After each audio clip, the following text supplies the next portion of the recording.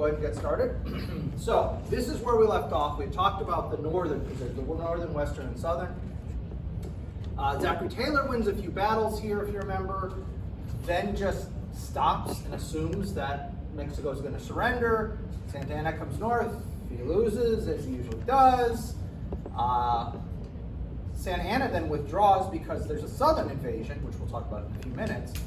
And Taylor just sits there, he never moves. And to his credit, in addition to, the possible ridiculousness of they're going to surrender any second, there is also the question of disease. And his army is hit pretty hard by disease, typhus, cholera, and what now we refer to sometimes as Montezuma's revenge, amoebic dysentery. So he is pretty badly shook up by all that. So let's turn to the west before we go to the south, because the south is where the whole war concludes. But the west is, to me, one of the most fascinating, it is the most fascinating theater in this war, because it's just so weird what will happen there, all right?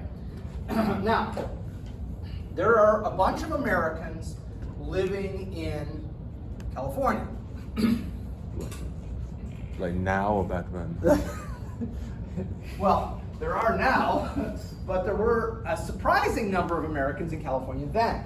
You got to understand that California, there was very little population in California. Now, of course, California is one of the most populous states.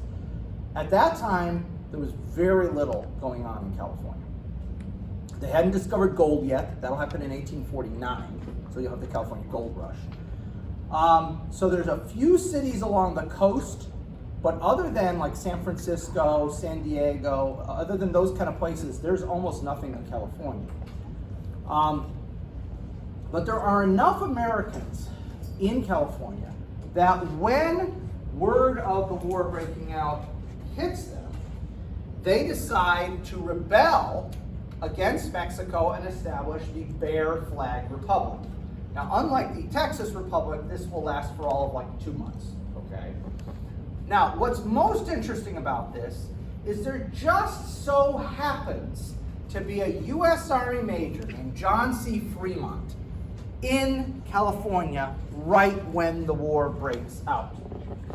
Now, I'm not a conspiracy theorist because I find that most of the time conspiracy theories are so complicated that no one could possibly think on that level and keep things going.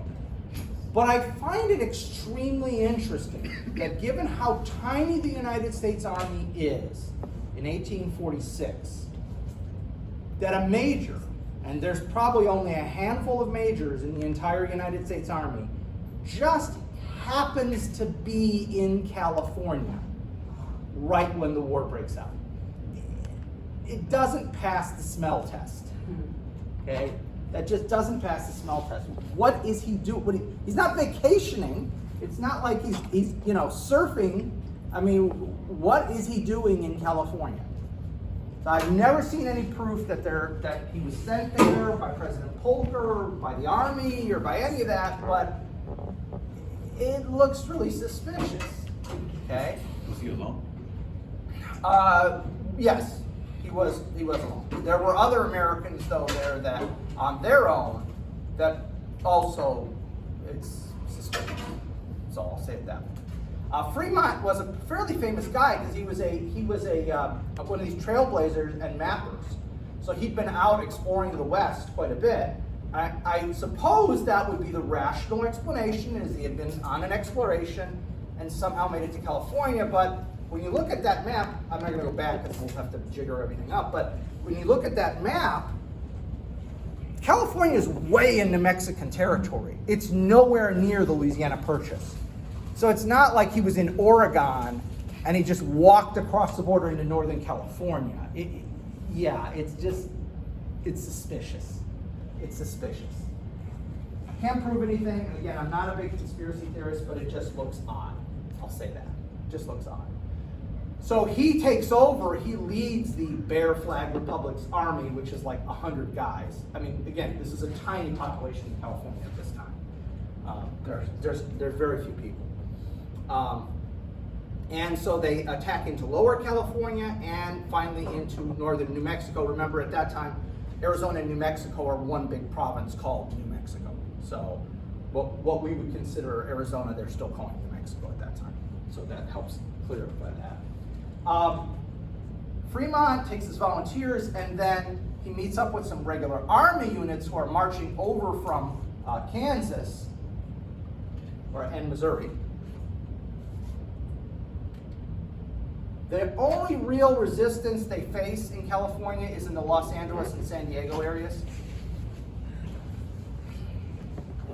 But if by 1847 there's no more resistance in California.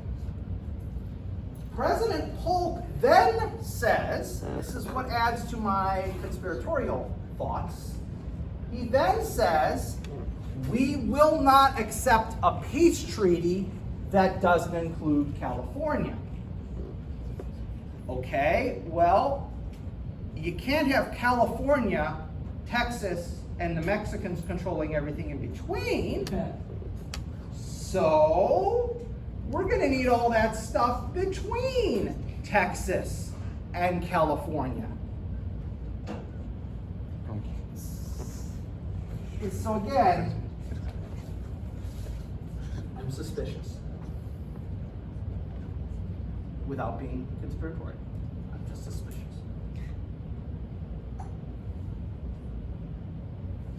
And of course, we will get all that territory.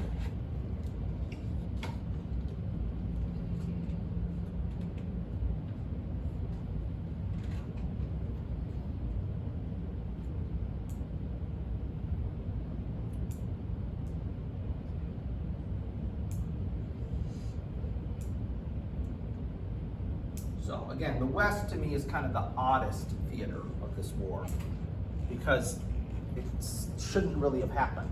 There should have been no reason it should have happened.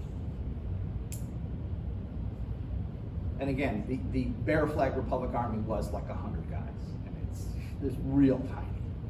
This is not, don't think in modern terms or modern scales. This is like 100 guys with muskets. I mean, it's pretty pathetic overall. But again, it does highlight that thing we talked about earlier, is that Mexico had a lot of problems settling all of the northern provinces of Mexico, in California through Texas. There wasn't, even though now the Central Valley in California produces most of the fresh fruits and vegetables we eat, at that time, California is seen as this big desert. Like, what would you want to go to California? Northern California, okay, there's trees. But like, from midway down, there's nothing, you can't do anything. That's the attitude. And likewise, Texas, except for that strip that borders Louisiana, the rest of Texas, desert. Why would you want it? And so that's why they could just, there was no way to motivate people other than Americans for free land to come take it. So let's go to the South now and wrap things up. Now, in the South, Winfield Scott, the General-in-Chief of the United States Army, decides to open a new theater. Now, you might be wondering, why does he go to that trouble? Why doesn't he just send reinforcements to Zachary Taylor? And that's real simple. Scott wants to be the hero. He does not want Zachary Taylor to be the hero of this war.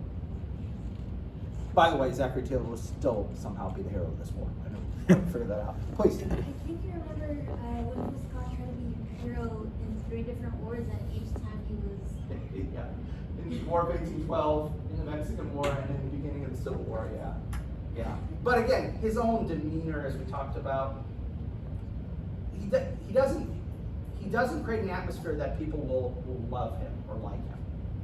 He creates an atmosphere of, oh, Scott, we gotta deal with this guy, you know? So, anyway, so he decides, instead of just reinforcing Zachary Taylor, he's gonna just open a whole new theater, okay? In March of 1847. Yes, please. And that Taylor was west, right? Taylor was the guy up in northern Mexico along the Rio Grande, right in that area. And then Fremont's in the west, Taylor's in the Rio Grande area, and then Scott goes down to Veracruz. And I think I have a map in it, so I can highlight it once again. That's weird. Why did it do that? Okay, there should be something in between. There we go. This will be the decisive campaign of the war. So Scott lands on the 8th of March in the first amphibious landing in American history. And it was the Army, not the Marine Corps. 12,000 soldiers, he lands in the city of Veracruz. We have occupied the city of Veracruz twice in American history, by the way. We also occupied Veracruz in 1914. So that's a whole other story. So he then marches westward. And here's the thing about his march. This is where Santa Anna leaves Taylor and figures, I got to deal with this crisis. So he rushes down, Santa Anna rushes down. He's going to deal with this crisis. And Santa Anna is convinced the Americans have finally screwed up. They did it this time. Because they're going to have to march all the way into our country. We're going to destroy their supply lines. And we'll beat them on the ground. And Santa Anna does completely illogical thing, which is he sets up a series of blocking maneuvers to force the Americans into battle. And every single time, the Americans' reconnaissance is good enough that they just maneuver around.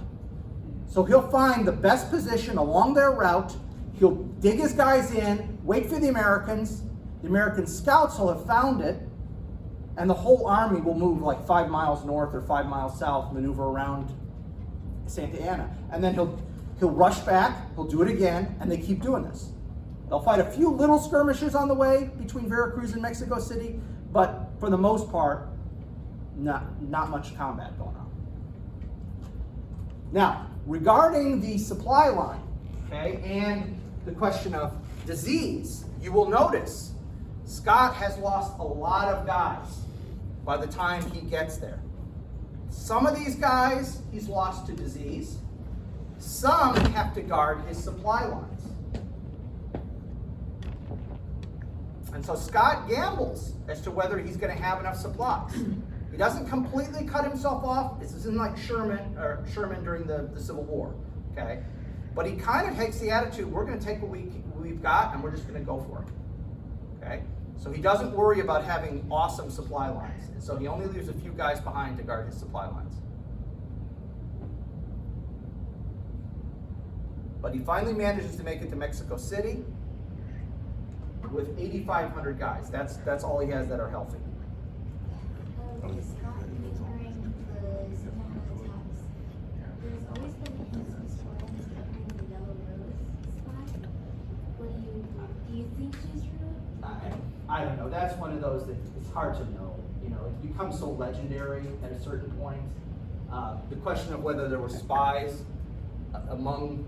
with the Mexican troops. Then there's the San Patricios, which is another big controversial thing. The San Patricios are a group of about 200-ish, 200 to 300-ish Irish people, some of whom were former soldiers who deserted from the American army, some of whom were Irish who had emigrated to Mexico, who fight for the Mexicans, and then when the war is over, most of them are hung as traitors by the United States government. It's really the only it's one of the only a handful of mass hangings that the United States Army ever performs. And that's another really controversial thing too, because of these guys had been fairly abused by their officers, the ones who had actually been soldiers because they were Catholics, and the Protestant officers were forcing them to attend Protestant services, and there was, I mean, you all have probably at some point seen that the notion that the concept of whiteness, I know we talk a lot about that nowadays. Well, like until 1945, I'm not white. I'm Polish, I'm a Slav, I'm not white. According to the WASP majority, the white Anglo-Saxon Protestant majority in America, I'm not white until after 1945. Because I'm not a northern/Western European. Like Spanish wouldn't be white, Portuguese wouldn't be white, Italian wouldn't be white, Greek, Slavs, none of those groups would be white until after 1945. For most WASPs, not all, but for most. So the perspective of the Protestant officers in the army at that time is they're Irish, they're not white. And so they treat them pretty badly. So again, there's some of these other things going on, the spies, the deserters. The other problem with that, the San Patricios, is some of them weren't actually deserters from the American army. They had emigrated to Mexico and are fighting in support of Mexico, but they still get executed for being traitors to the United States. And those guys are going, I never was in the American army. I immigrated to Mexico from Ireland. Nope, yeah, you're lying. You're clearly, well, who emigrates to Mexico? Well, actually quite a few people used to immigrate to Mexico. There were a large number of immigration to Central and South America. In fact, is it Paraguay or Uruguay? One of those two countries, and I can never remember which one, in South America, one of those two countries, the majority of the population is European today. Uruguay. Is it Paraguay? Uruguay. Uruguay, okay. Yeah, the majority of the population in Uruguay is actually European, not indigenous. So, but the tendency for everybody is to go, oh, well, everybody south of the Rio is mestizo or Indian or something like that, when there's actually a lot of that. So again, this is one of the many controversies. Unfortunately, we don't have time, and I apologize about the yellow rose thing. I don't know. I mean, I've seen a lot of talk, and I think some of it's legendary. There's probably were some spies, but but motivation becomes an issue, and other things become an issue. So anyway, Santa Anna, his first effort was to entrench 50 miles. I kind of got ahead of myself. Got ahead of my slides here. His first effort was 50 miles west of Veracruz. He'd entrenched with 12,000 guys in artillery, and he is flanked, okay, and then beaten by Scott at the Battle of Cerro Gordo. Okay, and again, there are several of these efforts. I didn't want to bog down, so I apologize. I'd forgotten that this was here. But it's what I said. He entrenches. He's in a good position. He's doing the right thing. Like, if you're reading a tactical manual, Santa Anna's doing it right. He's not doing anything wrong. Scott's guys are just better at reconnoitering, finding where the enemy is, and either refusing battle or putting themselves where they're in the advantage when they give battle. Which is, so I'm not blaming Santa Anna in that sense. I'm not saying he was dumb or anything. No, he actually was by the book. He's doing it right. The Americans were just better. Mostly because the Americans just do whatever the hell they want. That's how Americans are. They look at the manual and they go, whatever, and then they do whatever they think is better. That's just the way we are.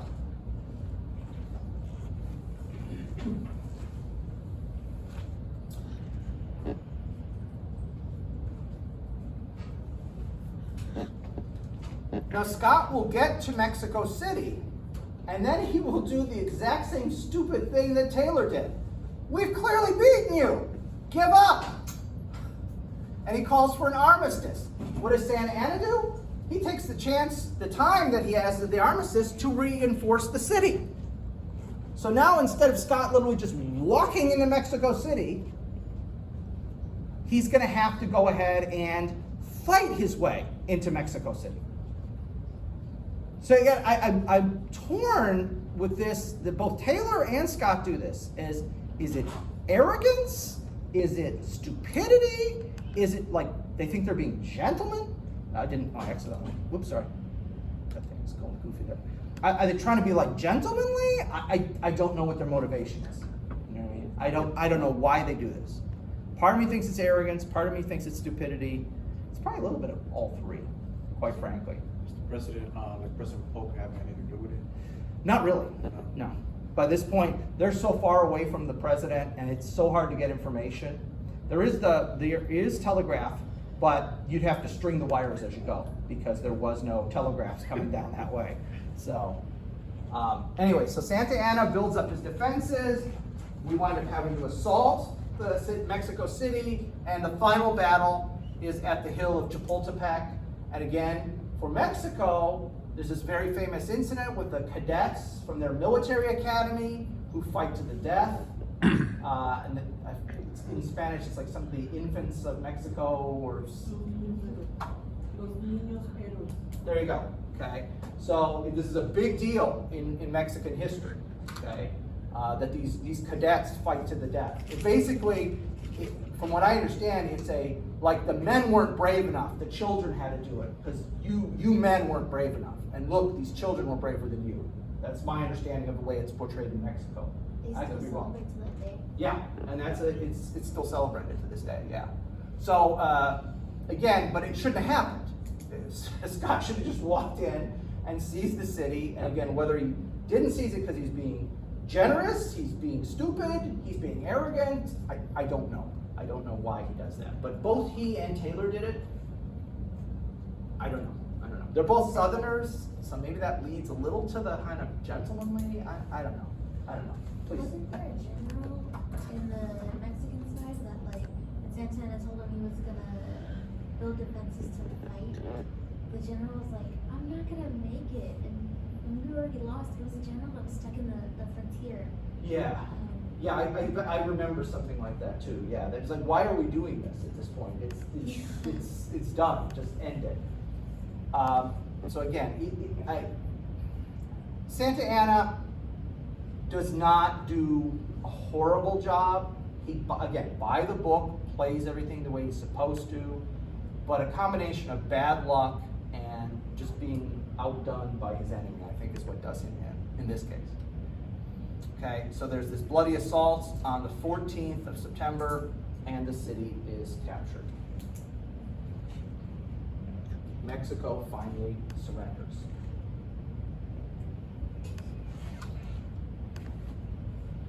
Okay, so now the war is over, but we've got to decide, what are we doing next? Polk has already said, no deal without California. What exactly are the borders of California? They're not the exact same as the borders they are today. So when I say California, you think the state of California. Well, where are the borders? Just like the borders of Texas have changed, okay? So we've got to figure out what we're going to do. How are we going to end this? What land goes where? Ultimately, the treaty that ends this is called the Treaty of Guadalupe Hidalgo. And the negotiation process takes a while. How long does it take? It takes so long that at one point, the chief American negotiator, who I think his name was Poinsett. That name sticks in my head, I may be wrong. Anyway, the chief American negotiator, whatever his name was, after they've broken for the day, they're like, okay, we'll meet again tomorrow morning.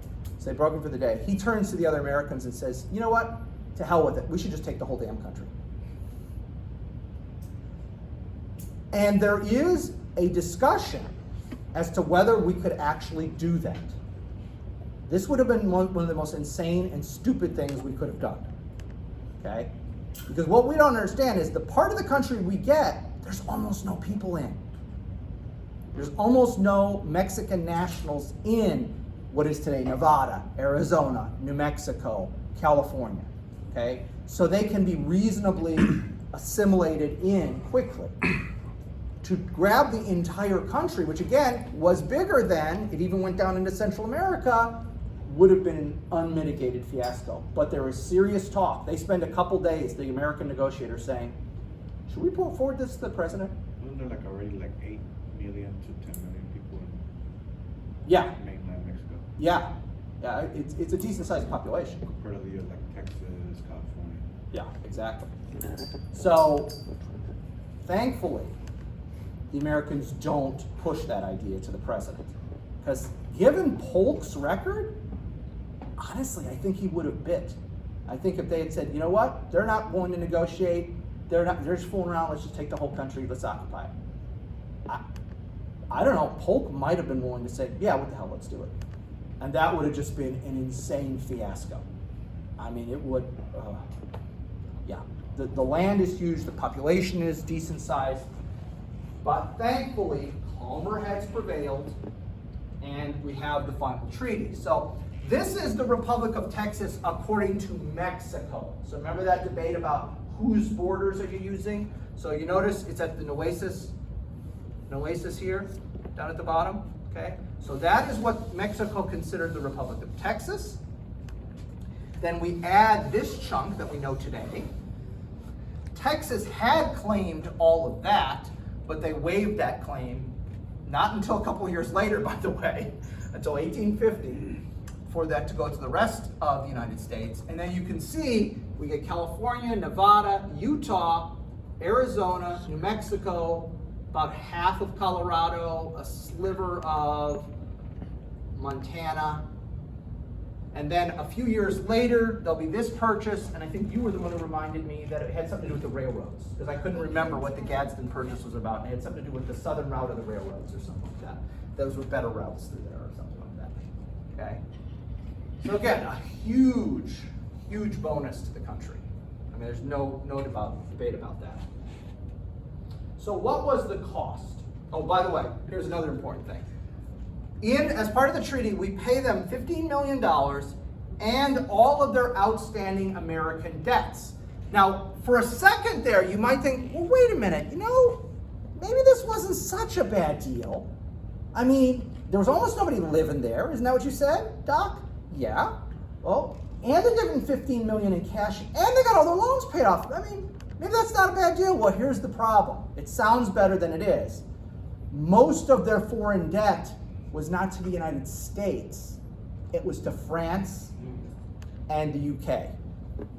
Okay, the British and the French are where they had almost all their foreign debt. I agree with you. If they had almost all their debt with us and we'd made this deal, you could almost argue it was a good deal. Because imagine if a nation could just wipe clean the slate, you got no debt, you could start over, and you lost very few people. You could make an argument for that. I mean, national pride, you're never going to like it, right? Okay, I get that. But I mean, you could almost make an argument, just like sometimes something will happen and it seems bad at the time, and then afterward you go, that was actually the best thing for me. And I've had that happen twice in my life with jobs. Like I got fired one time and I quit because I hated the job the other time. And both times, the next job I got was so much better that I go, actually, that was for the best. It sucked at the time. The one time I was unemployed for a year with a PhD. You want to feel like dog poop? Have a doctorate and not be able to get a job for a year. That you will feel like dog poop when you're in that situation, and I did. But when it was all over, I looked back and I said, as painful as that was, it was better for me because I got a better position. I went to a better place, et cetera, et cetera, et cetera. Okay? But that's not how it worked out here. Because Mexico still has a massive debt. It's all held by the French and the British. So this is a lose, lose, lose. There's no upside for Mexico in this. They lost the land, they lost a few people, and yeah, they got their American debts paid off, but that wasn't much, and 15 million, even in 1847, is not that much money. It's nothing to sneeze at, but when you're a nation, it still wasn't that much money, okay? So, what was the cost? Well, 78,000 Americans served in the Mexican War. 17% of them, or 13,000, died of all causes. However, watch the breakdown here. Only 2% are actually killed in combat. The other 15% either die of wounds or die of disease. This, by the way, is the norm for warfare until World War I. World War I is probably, if not World War I, then it's like the Spanish-American War, something like in that time frame. Historically, when you go to war, the overwhelming majority of your people who die of disease or wounds, disease being most prevalent. Again, why? We talked about it. The whole not having clean drinking water. That is like your number one killer. Because it either results in maybe dysentery, typhus, or cholera. And typhus and cholera, once those start, it sweeps through your army. Because you get it, the initial people who get it, then spread it without having to use the dirty water anymore. It just spreads from person to person. Okay? So that's the norm. And they're horrific ways to die. Absolutely horrific ways to die.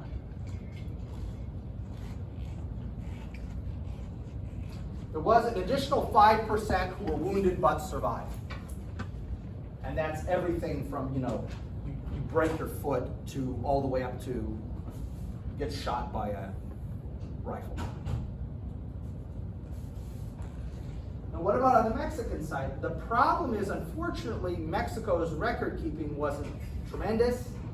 So we've got a ballpark of about 25,000 Mexicans die of all causes. Wounded, we have no clue. We have no clue.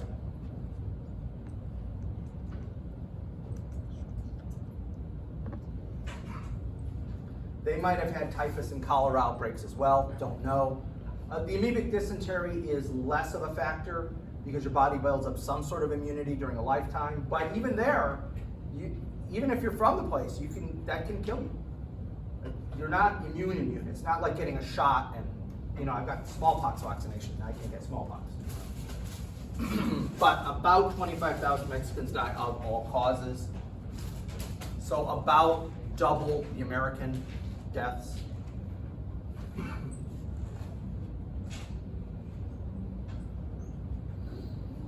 Now, when the war is over, Winfield Scott is asked kind of what his opinion is of how this war went.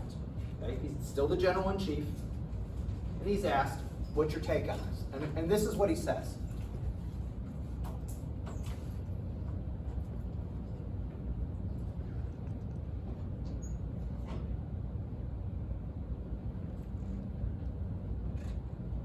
So what's Scott touting here? West Point. West Point, and even broader than just West Point, education. Trained professionals. We have trained professionals now, and having trained professionals makes us better. That's basically his argument. One of the big things Scott's talking about here, the larger quote obviously goes on to tell more things, is engineering. He absolutely raves about the quality of the American engineers, like during the siege at Mexico City and other places, where the American engineers performed, from his point of view, just astounding feats. Well, again, who are the engineers? They're all West Point graduates. And by this point, West Point has been around for, 45 years. So now you've got a good base of these guys in your army. It's not like War of 1812 where there's like 5, 10, of 20 of them, and they're all like lieutenants.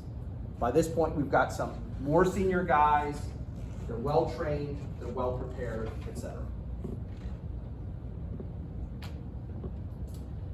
So, how about for the West Pointers themselves? What do they learn from the Mexican experience?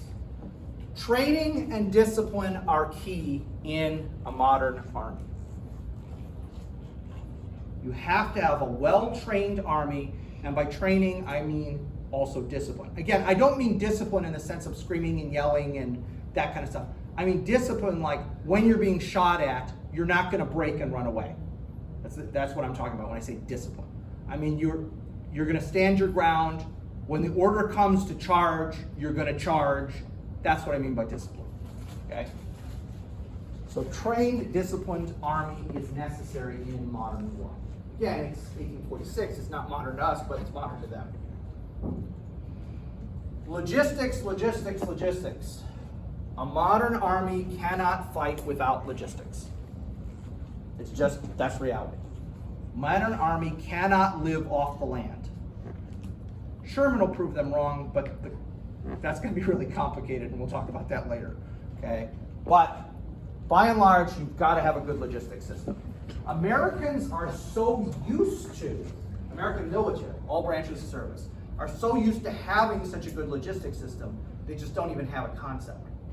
When I found out that guys in Iraq and Afghanistan had like Baskin-Robbins, I was just like, what? That's insane. Taco Bell. I mean, the expectations in a volunteer army, and this is one of the key things, a volunteer army, not Vietnam was a draftee army. Okay, so you kind of just deal with it, shut up. That was the attitude. It's a volunteer army. You want guys to volunteer and to stay in, as opposed to get out as soon as they can. You have to have creature comforts that they're used to. And we're a wealthy society. We're used to a certain level of creature comforts. And what's funny is some of the other nations that fought with us in Iraq and Afghanistan would talk about how great our FOBs were. But what's interesting is every time I talk to an American who went to one of the foreign bases, they always talk about how much better the food was. So I've never quite understood that. I wasn't in either of those places myself. Did you have any experience with this sort of thing? No, just with the Army's FOBs. Okay. I thought personally were pretty legit food there. Right, yeah. So, but all the time, like I say, whenever I'd hear from Americans who were at other nations' FOBs, they'd always talk about how much better the food was because it wasn't just like basic cafeteria type food. It was, there was an ethnic element. So it would be German food or, whatever. And to them, I guess that seemed exotic. So they seem to rave about that. But again, logistics are important. You can't fight a modern warfare without it. Engineering, I already mentioned that. Winfield Scott raves about how good the engineers are, especially in the sieges.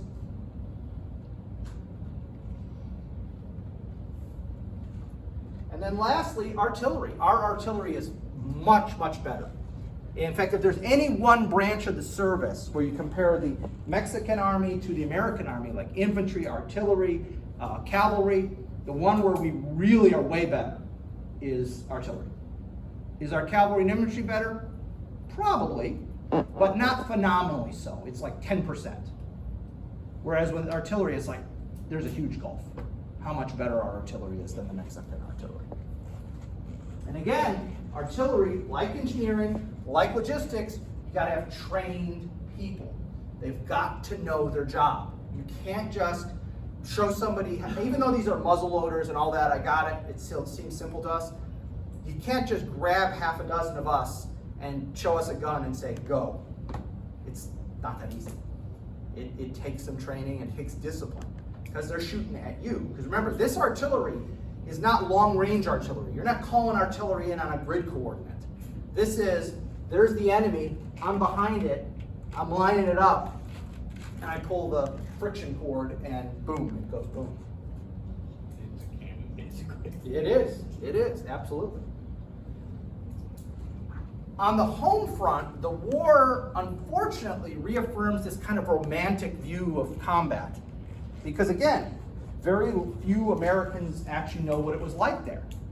And when you read actually about the war itself, it's horrible. Conditions are terrible. The disease we talked about. There is nothing romantic. There's nothing romantic in any war, but there's definitely nothing romantic in this one. Isn't it really how, like, World War I, we lose the romantic concept? World War I is the one that finally breaks it.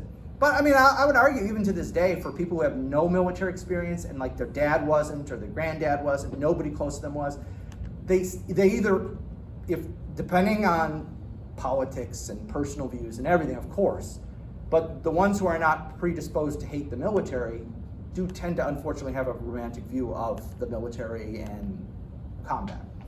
And that's unfortunate because it's not reality. I mean, I'm glad people, are better to the military now than they were during Vietnam, certainly. But yeah, let's be realistic about what it is. Let's be realistic about what it is. So, the war is over. Winfield Scott wants to be president. He can't even get a party to nominate him. Instead, the Whigs nominate Zachary Taylor, the guy who spent most of the war sitting there up near the Rio Grande just waiting. He gets elected president. He is the second shortest serving president in American history. He lasts, 18 months, I want to say? He dies in the summer of 1851 I guess that would be 2.5 years, wouldn't it? 1849? Yeah, 2.5 years, sorry. Not 18 months, 2.5 years. He dies under vaguely suspicious circumstances. For lunch, he has a bowl of cherries and some ice milk. And then he develops stomach pains. And then within a couple days, he's dead. And there's this rumor that he was poisoned, that it was arsenic poisoning. Did he eat the pits?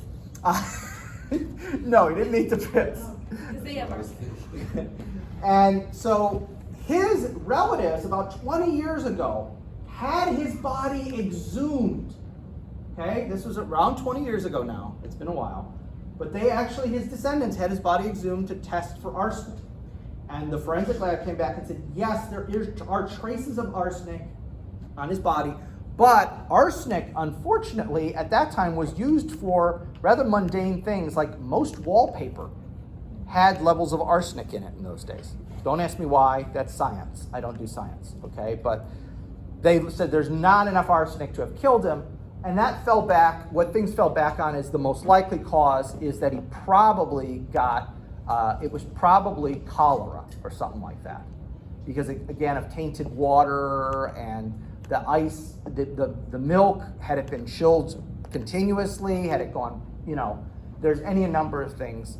But again, his family is still convinced he was murdered, and okay, fine.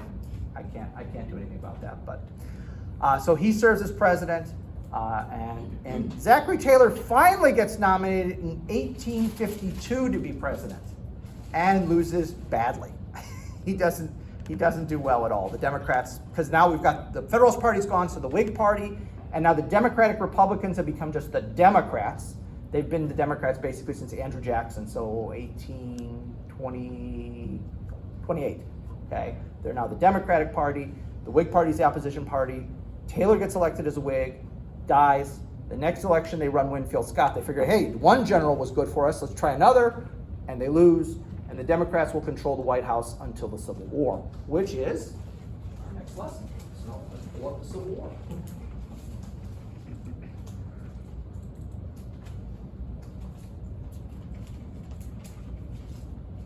All right, so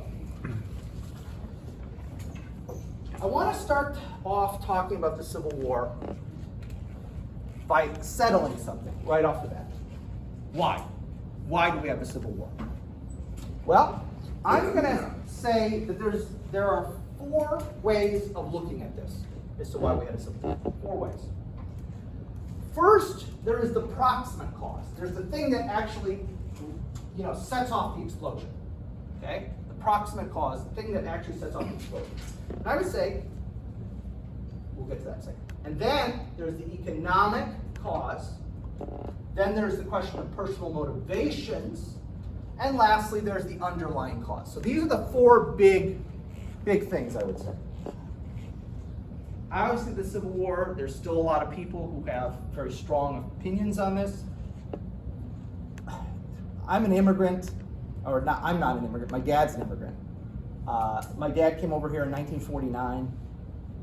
There's not one member of either side of my family who was in this country before 1913, so I've got no dog in this fight.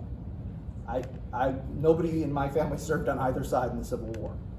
So what's the proximate cause? The proximate cause is the election of 1860. And we're going to explore that more in detail in a second. Okay? I'm going to take apart that election and show what happened and why it happened. Okay?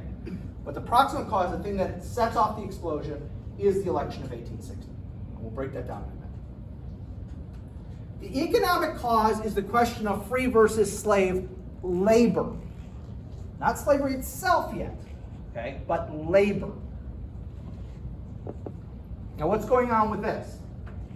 Well, there is a fear by a good section of working class people in America that slavery is a threat to my value as a worker. Most particularly, there's 2 groups that are most particularly affected by this question, and that is Irish and German immigrants. Irish and German immigrants are on the low end of the spectrum, socioeconomically, okay? And at least for the Irish, they're not even considered white, so they've got that going against them as well.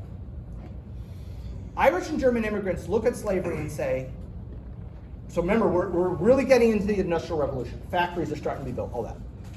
They look at the factories and the kind of jobs they do in factories, and they think, you know what? If the owners could, they would just buy a bunch of slaves, chain them to those machines, and just work them without pay until they dropped, and then just buy another one. Why would they bother to pay us as free laborers if they can buy a person and just work them for 50 years, let's say. So the Irish and the Germans are very anti-slavery, while at the same time hating black people. So they're anti-slavery, not because they like black people, but because they see slavery as a threat to me.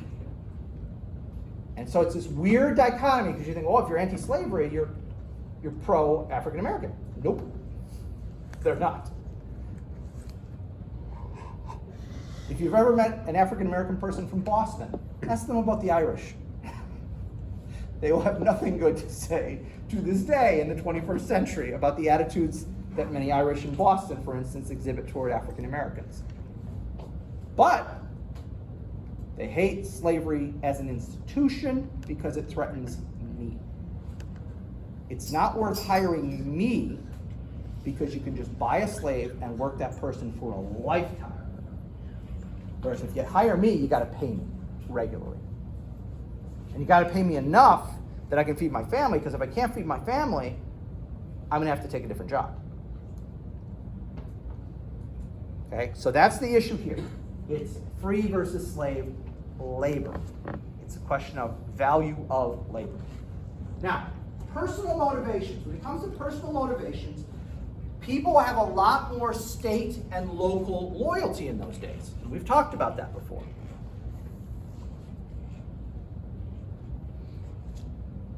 We live in an era in which it's not uncommon for somebody to be born in one state, grow up in another state, go to college in a third state, work in a fourth state, and then maybe move several times for work during their lifetime.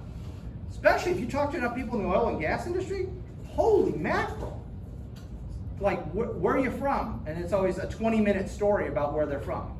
Because I grew up in so-and-so, but then I went to college in so-and-so, then I worked here, and then I worked here, and then I was in Saudi Arabia, and I was Okay, we're used to that. That's kind of normal. We're in an era, guys, in which most people don't go, except for military service, do not go more than 50 miles away from the place they were born in their entire lifetime.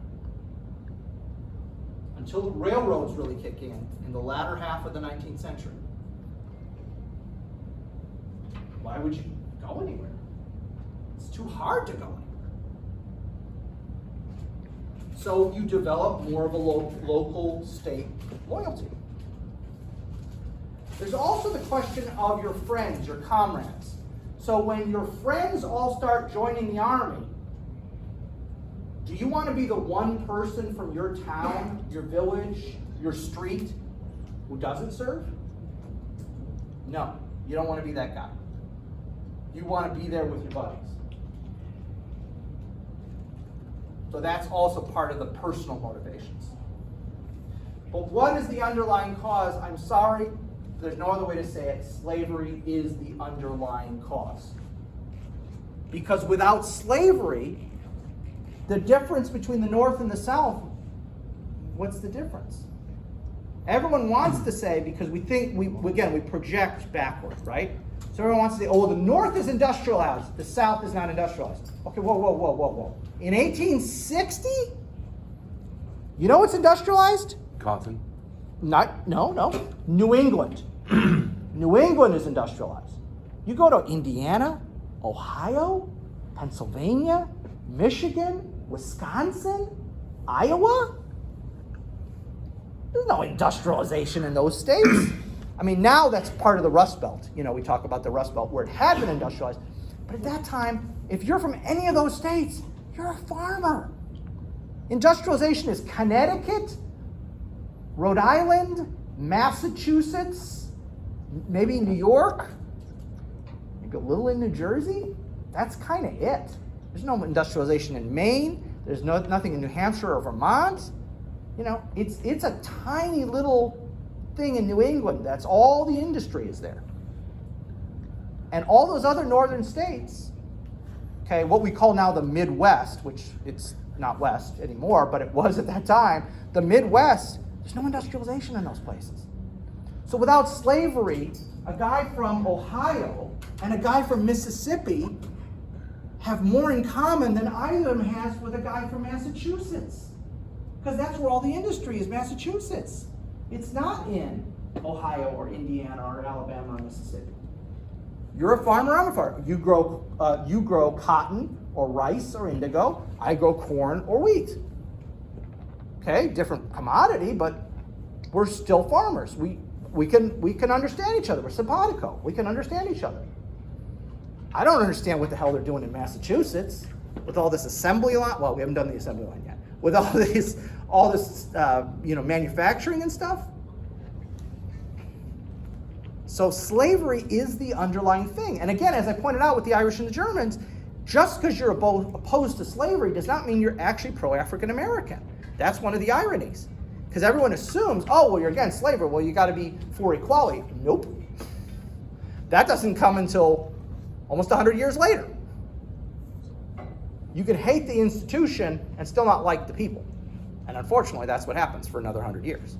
So like Henry Ford, when he made the new world read, it wasn't he was particularly for labor rights. Right. It's just like giving a day off allowed labor to spend money and become more efficient. Exactly. And Ford is a perfect example of that kind of capitalist who actually, what's that? I said, you mean the Well, let's say fascist. We'll take it down one notch. If Nazi's an A, he's a B. He's a fascist. But no, you're right. He's an example of a capitalist who understands that if the better I pay and the more leisure time my workers have, the better it is for me in the long run because they spent money doing things, and that comes right back to me. He gets that where a lot of the other early capitalists, well, he's a later capitalist. It's kind of like the early capitalists don't get that. It's all about squeezing the money out, drying, blood from a stone kind of thing. Whereas Ford gets that. If I give them an extra day off, if they give them better pay, what are they're going to do? They're going to buy one of my cars. And that's another 52,000, I think he had at one point. Ford himself, 52,000 more, but it's another 52,000 cars. So yeah, he gets that. So that's my take on this, the why of the Civil War. The underlying cause is slavery, but for individual Northerners and Southerners, most of them are not fighting for slavery or fighting against slavery personally. Yes, I know as an institution you're fighting either for or against. Got that. But on a personal level, this is what most people are fighting for. Okay? This right here. Or for the Irish and the Germans, this. Okay? And this is what actually sets it off. Now, let's talk about that election, the election of 1860. All right, so here's a map of how this election works. I want you to notice there aren't two candidates, there are four candidates. What's up with that? Okay? Well, Abraham Lincoln is the nominee of the Republican Party. By the way, the Republican Party's only been around for 4 years at this point. It's a brand new party. Okay? It basically forms when the Whig Party kind of collapses. Why does the Whig Party collapse? The Whig Party collapses because the Whig Party was specifically created to oppose Andrew Jackson. In fact, that's why they were called the Whigs, because Andrew Jackson was considered like a king, like he acted like he was a king. And so they were the Whigs because in British politics, it was the Whigs and the Tories. The Tories were pro-king, the Whigs were anti-king, so they took the name the Whigs because they're anti the king, Andrew Jackson. The problem was that was their only unifying thing. We hate Andrew Jackson. He hasn't been president since 1836. Okay? It had been like 20 years since this guy's been president. What other platform you got? Yeah, exactly. What else you got? And the problem was there were Southerners and Northerners in the Whig Party. There were all kinds of different opinions. And as slavery really heats up in the 1850s, that fractures the Whig Party. And so the northern branch of the Whig Party, along with other people who are abolitionists, form the Republican Party. Now, the Democrats get together and decide to nominate Stephen Douglas. Stephen Douglas is a Democrat from Illinois. And by the way, they had done this for the last 3 elections in a row. In 1852, 1856, and in 1860, they nominated a Northern Democrat.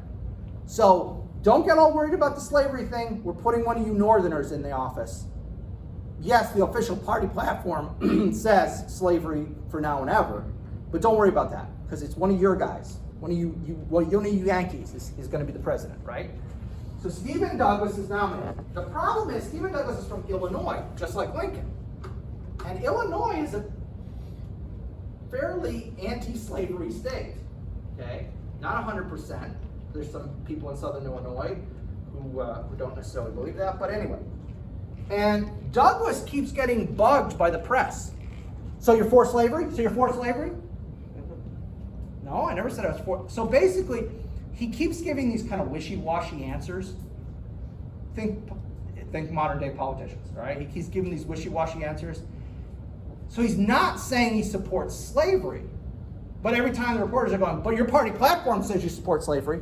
Well, he's from Illinois. If he says, oh yeah, I support slavery, nobody back home is going to even vote for him. He'll lose his own state. So he keeps giving these, well, officially it's our party platform, but everybody is free to choose. And what happens is the Southern Democrats get themselves so worked up that they say, that's it, we've had enough. We're going to nominate our own Democrat because Stephen Douglas isn't pro-slavery enough. So they nominate John C. Breckinridge. So we've got 2 Democrats on the ticket, plus 1 Republican. Now I will point out that in some southern states, Abraham Lincoln is not even on the ticket. They won't let him, you have to get a certain number of signatures, that kind of thing to get on the ballot. In many southern states, there aren't even enough Republicans to get his name on the ballot, let alone vote for him. Likewise, the Democratic Party in the North makes sure Breckinridge's name is not on the ballot in most northern states. And then lastly, just to make this even more screwed up, the middle border states, okay, decide you guys in the South are too crazy for slavery. You guys in the North are too crazy anti-slavery. We're going to be neutral. And we're going to run our own party, the Constitutional Union Party. And we're going to nominate John Bell as our candidate. Sounds like the name of a president in a TV show that's being played off. Exactly. President Bell today said blah, blah, blah. Yeah. So we've got 4 candidates. And in your state, you might see 2 candidates, you might see 3 candidates, you might see all 4. Depends on your state ballot. So this is a classic example of where somebody shoots off their own foot. They take careful aim and shoot off their own foot when they're supposed to be aiming at the target over there. If the Democratic Party doesn't split, look at the numbers in the popular vote. They crush Lincoln. Yes, I know you could say, well, electoral, but that would have changed how the electoral vote had gone. Because in states where they split between the two, he would have gotten all of it. Lincoln doesn't win. Lincoln should not have won. He was a nobody politician from a brand new political party with a controversial topic, i.e. slavery. There's no way in heck this guy should have won. I remember this supposedly during on the campaign trail, he would thrash people around. I don't know about that. I haven't heard that one. But I do know that, again, this is for the Democrats, and then these Constitutional Union guys are mostly Democrats too. So again, you add up all 3 of those parties together. I'm sorry, they blow Lincoln out of the water. There's no way Lincoln wins. And so the Democrats really had nobody but themselves, the Southern Democrats in particular, had nobody but themselves to blame for this. Had they run Stephen Douglas, just that, nobody else. Stephen Douglas is president in 1860, and we avoid a war, hopefully for another 4 years. I mean, we're probably going to have a war eventually, unless somehow some compromise had been worked out. I don't think so, because everybody was so, there was going to be something. But this was an example politically of just what are you thinking? It's like, I don't know if you saw what happened in Alaska recently. Did you guys see this?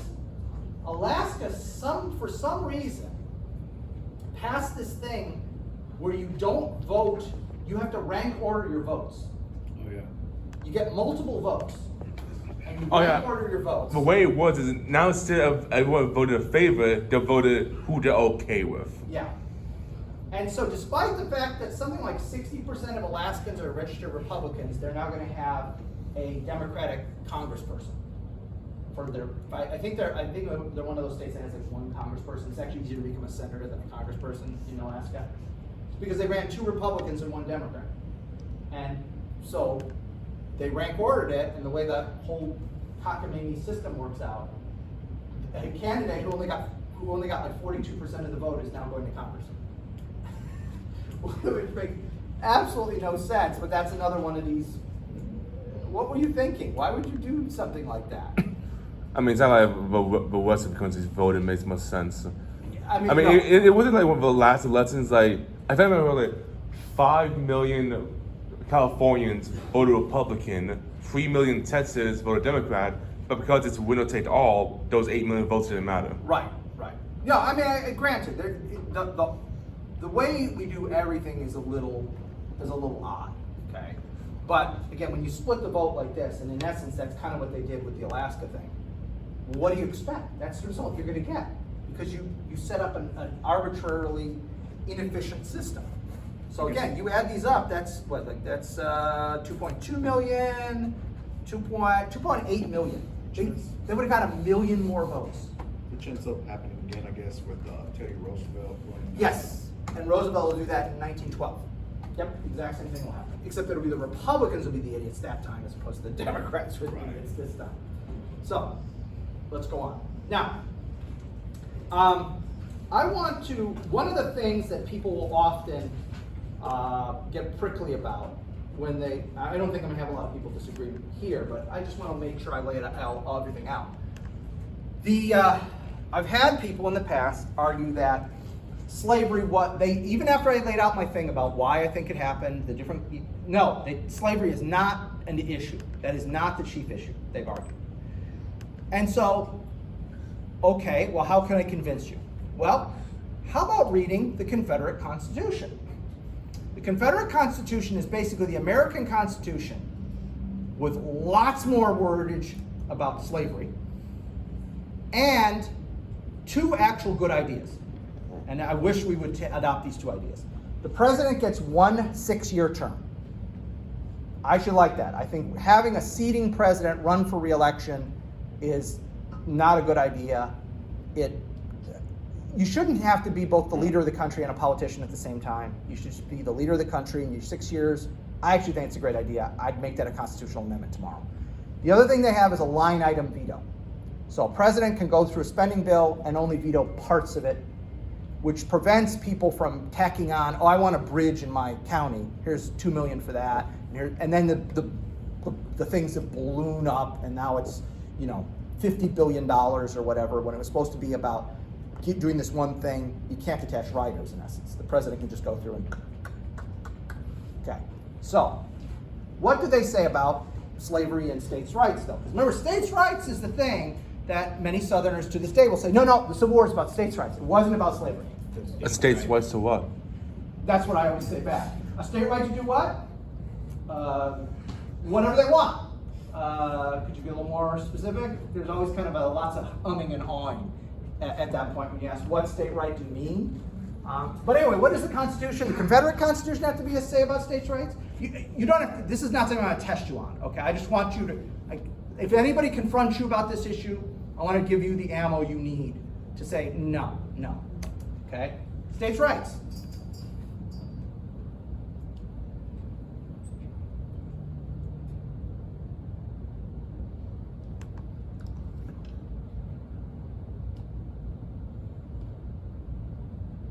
It's actually stricter than the United States Constitution.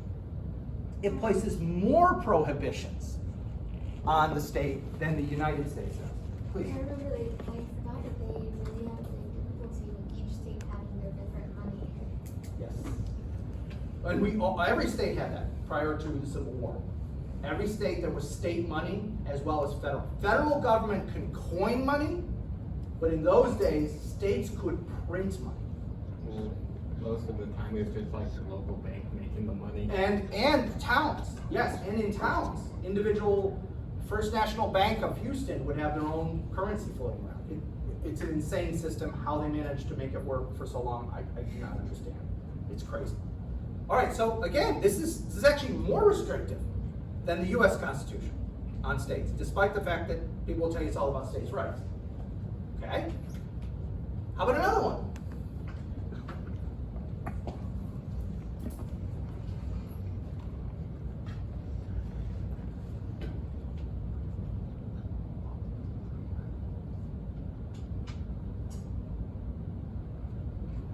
I particularly love this line, and the judges in every state shall be bound thereby. That is way more restrictive than we have. There's still this about judicial review. Yes. That is way more restrictive. We already have it that you have to work through the whole state process, then you appeal to the federal government. They're basically saying, no, there's like one standard. And I guess from a certain sense that's more efficient, but it also means that there's less chance to review and less chance to get your argument, if you're the plaintiff, your argument heard. So it's actually more restrictive again. And then, so that's the states' rights thing, and then the question of slavery itself. Now, this is the vice president of the Confederacy.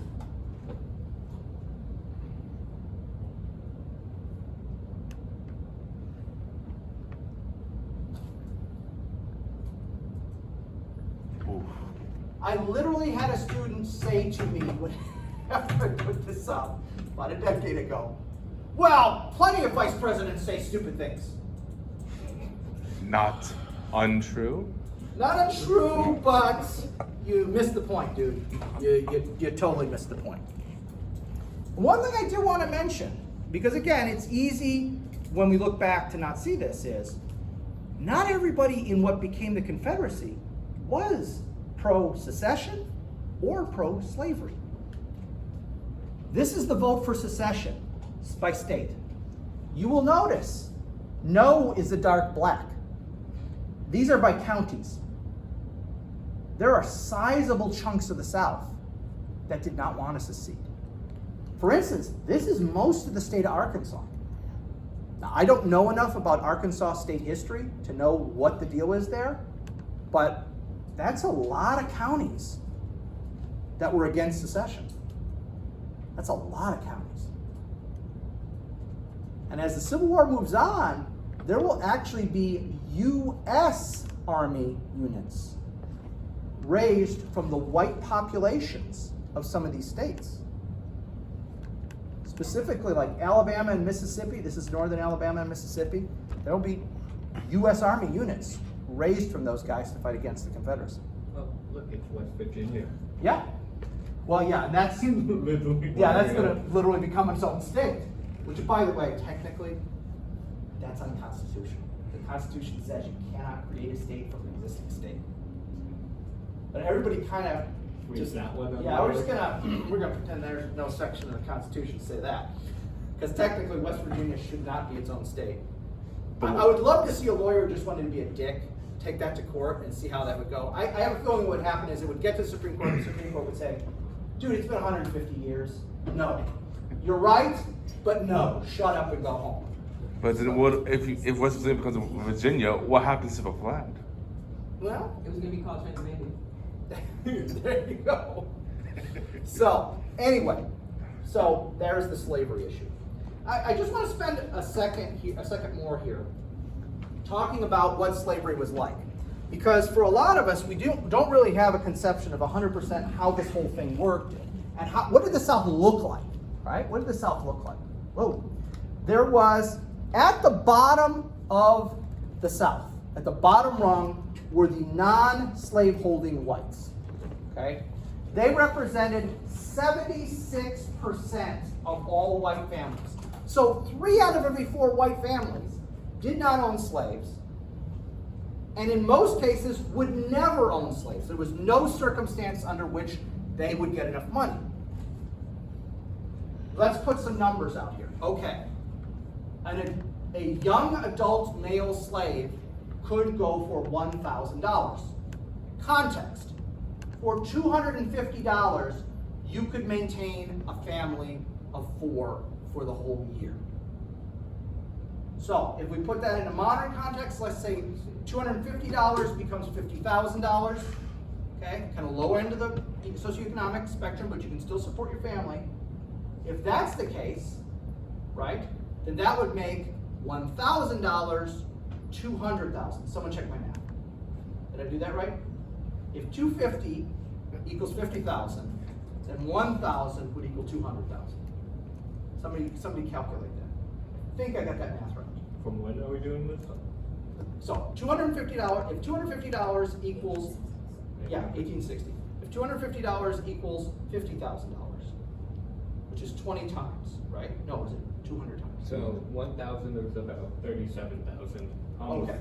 $38,000 Okay. in today's money. Okay, that's even better. All right, that's even better. So if 1,000, so the idea of buying a slave, you'd have to be obscenely wealthy. A normal person couldn't do that. Okay, a normal person couldn't do that. Most of these non-slaveholding whites are yeoman farmers, meaning they have a small piece of land, they produce enough food for their family. Some of them don't even own land. They have to squat on marginal land that nobody is really taking care of, or they work in the local village at some menial job, again, just to what word am I looking for? Subsidize, yes, subsidize their meager farm. Thank you. Okay, so that's the bottom end. Then you have the small slaveholders. These represent about 20% of white families. These are people who own fewer than 20 slaves, and the majority actually own fewer than 5 slaves. They are primarily farmers, but you do see some merchants in this group. So they will own 1 or 2 slaves, running a shop, they're blacksmiths, these kinds of things. Then comes the planters. So when you hear that expression, planters, this is defined by historians as people who have between 100 and 1,000 acres and between 20 and 49 slaves. This represents 3% of all white families in the South. This is where you're going to get your political leaders, the younger sons go to West Point. You get that kind of group from this. It's like Calvin Candy and Django. There you go. Exactly.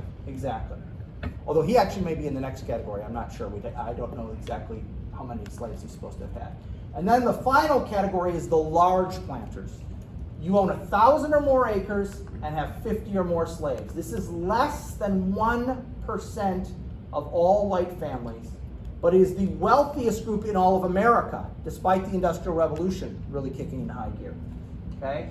There are only 2,292 of them. I think so, yeah. He probably is. In 1860. He probably is number 1. He said he had the 4th largest plantation in Mississippi. So, And he would probably be in this top category. Only 11 people in America owned more than 500 slaves, and only 1, Wade Hampton, who was a politician as well, by the way, owned more than 1,000 slaves. How can you know? The island of Hampton. I don't know if that's the same guy. How can you afford that many? It's insane. It's absolutely insane. So what am I trying to get across to you? The guys who do the fighting and dying, they don't own slaves. Not only do they not own slaves, they have no hope of ever owning slaves. So why do they fight? We talked about loyalty to your family, loyalty to your locality, but also there's the feeling that, you know what? Americans always have that belief that I could be rich one day. I could be a planter one day, even though they know there's not going to happen, right? And they didn't have lottery back then. They don't have a $200 million lottery back then. Just pull yourself by your bootstraps. Well, yeah, exactly. But this is how skewed this society is. The people who are going to do all the fighting and dying are down here. 96%. Yeah. Jeez. By the way, we'll talk about this later as we talk more about the Civil War. If you own more than X number of slaves, and I can't remember what the number is on the top of my head, we'll talk about it later.